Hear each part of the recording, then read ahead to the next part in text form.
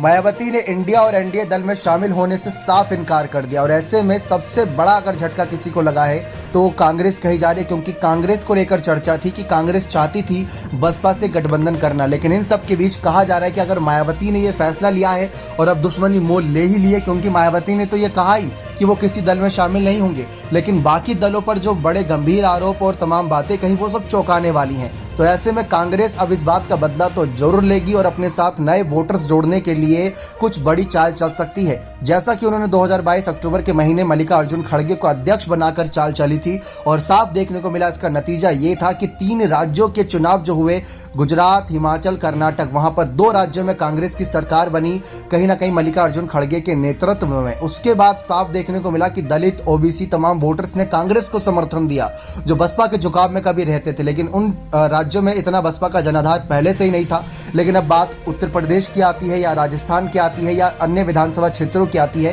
तो वहां पर भी कांग्रेस ऐसे ही काम करने वाली है।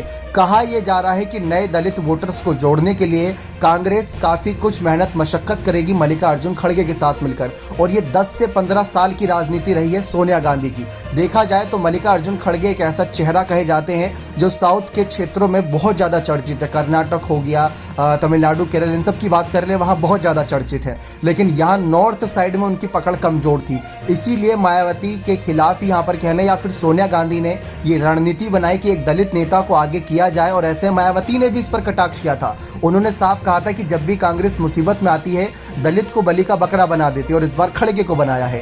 तो अब कांग्रेस नए वोटर्स को साधने के लिए, अगर बसपा साथ नहीं आई तो उन्हीं वोटर्स को साधने के लिए मल्लिकार्जुन खड़गे को आगे लगातार किया जा रहा है।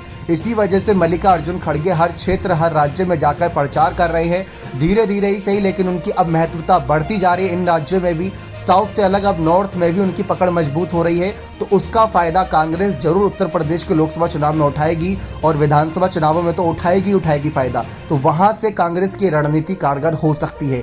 जो दलित वोटर्स, जो ओबीसी हो गए, अल्पसंख्यक हो गए, मुस्लिम हो गए, पिछड़ा हो गए, इन सब को कांग्रेस साथ लेकर चलना चाह रही। इसीलिए राहुल गांधी भी उन पर लगातार बयानबाजी कर रहे हैं। आपने उनके हालिया बयान भी सुने होंगे, तो आदिवासियों, दलितों को लेकर बहुत बयान दिए। तो वही रणनीति अब कही जा रही है। तो मायावती को बड़ा झटका देने के लिए, बसपा से थोड़ा बहुत और जनाधार खसकाने के लिए, नए वोटर्स जोड़ने के लिए कांग्रेस की रणनीति बताई जा रही है। अब देखते हैं क्या कुछ इस पर इंप्लीमेंट होता है।